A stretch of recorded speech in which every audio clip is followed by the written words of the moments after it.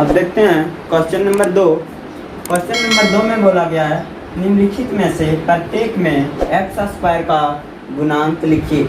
मतलब जो क्वेश्चन दिया गया है उसमें एक्स स्क्वायर का गुणांक लिखना है।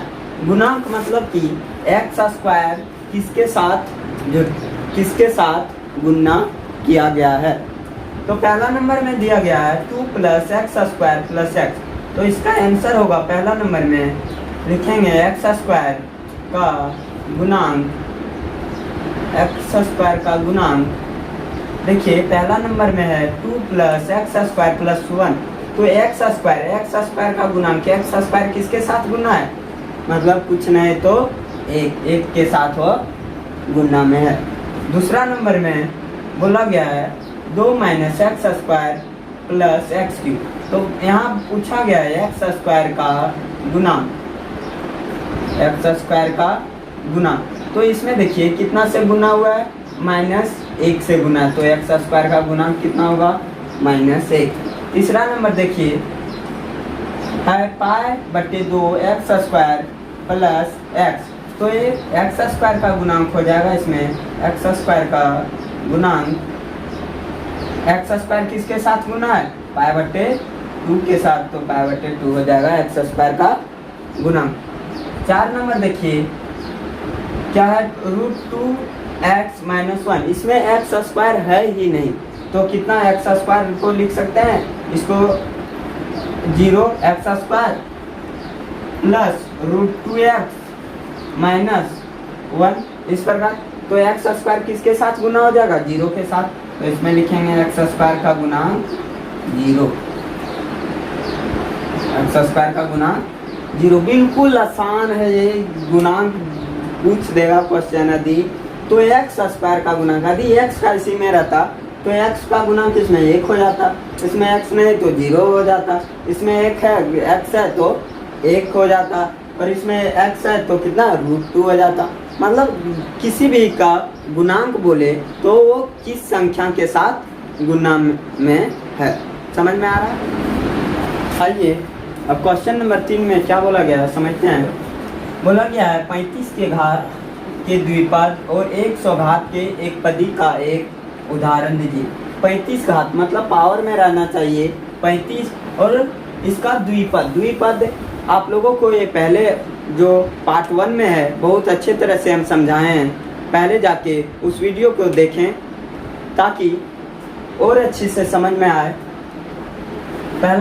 तीसरा नंबर में बोला गया 35 के घात। तो 35 के घात के द्विपद यानी किसी के पावर 3 के पावर x के पावर 35 लिख सकते हैं, मतलब 35 के घात हो गया। और द्विपद में तो कुछ भी लिख सकते हैं, -4 भी लिख सकते हैं, तो कुछ भी जरूरी नहीं है लिखेंगे, लिख सकते हैं 4y के पावर 35 -+5 कुछ भी लिख सकते हैं।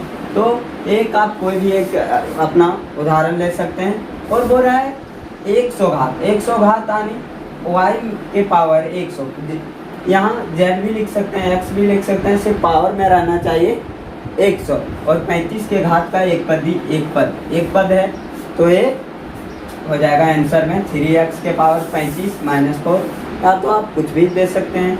और एक पदी 100 के घात का एक पदी हो गया y के पावर 100। अब देखिए 4 नंबर में क्वेश्चन में बोला गया निम्नलिखित बहुपद में प्रत्येक बहुपद का घात लिखने बोल रहा है। मतलब बहुपद दिया गया है उसका घात लिखने बोल रहा है। जिस प्रकार एग्जाम्पल 1 में जिस प्रकार से घात लिखे हैं सेम उसी प्रकार का क्वेश्चन है। क्वेश्चन नंबर 4 दिया गया है 5x के पावर 3 + 4x² + 7x। तो इसमें लिखेंगे चूंकि चर के अधिकतम घातांक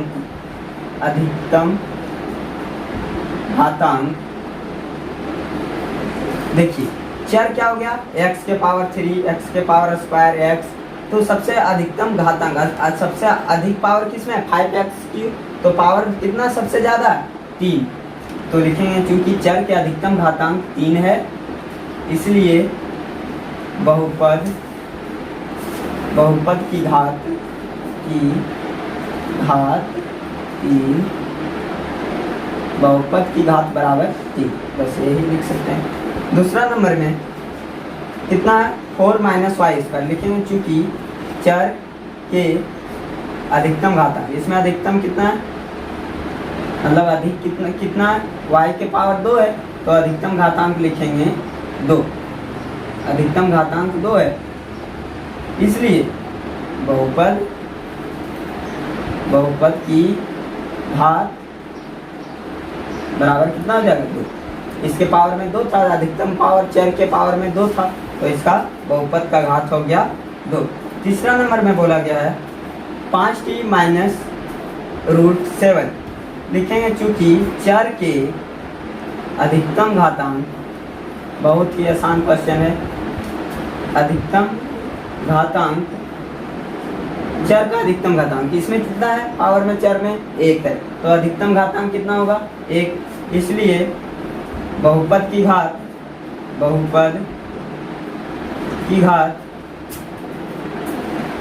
कितना हो जाएगा 1। इसी प्रकार क्वेश्चन नंबर 4 है, दिया है 3 को लिख सकते हैं 3 और x के पावर 0, क्यों लिख सकते हैं, क्योंकि किसी के पावर यदि x के चर के पावर 0 रहेगा मतलब 1, y के पावर 0 रहा मतलब 1, किसी कोई भी चर के पावर यदि 0 रहेगा तो उसका वैल्यू होता है 1, यानी 3 को 1 से गुना करेंगे, यही यानी इसको लिख सकते हैं 3x के 0 के रूप में, तो लिखेंगे चूंकि चर की अधिकतम घातांक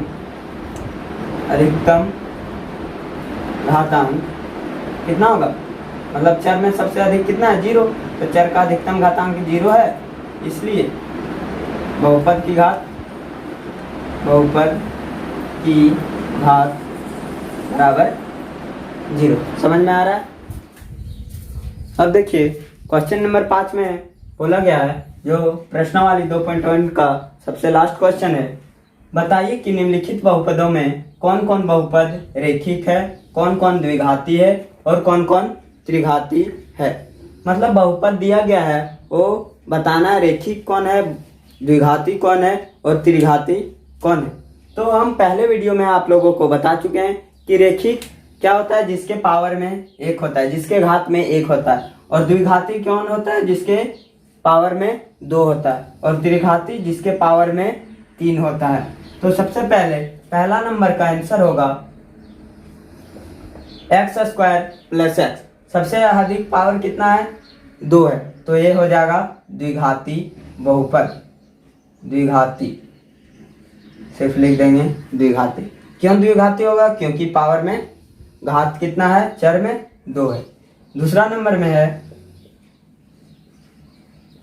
x - x³ पावर में अधिक कितना है, सबसे 3, तो ये क्या हो जाएगा त्रिघाती, त्रिघाती। तीसरा नंबर देखिए y + y² + 4, तो चर में अधिकतम घात कितना पावर 2, तो ये क्या हो जाएगा द्विघाती, 3 नंबर आंसर हो जाएगा द्विघाती। 4 नंबर देखिए, 4 नंबर में है 1 + x, x चर में कितना पावर है, कुछ नहीं मतलब 1 है, तो ये हो जाएगा रेखिक।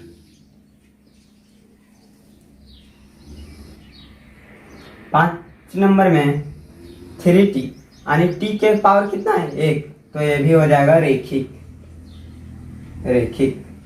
6 नंबर t² है, मतलब पावर में कितना है 2, तो हो जाएगा द्विघाती। और 7 नंबर में कितना है, x के पावर 3 है, मतलब पावर में 3 है, तो ये हो जाएगा त्रिघाती, त्रिघाती। समझ में आ रहा है।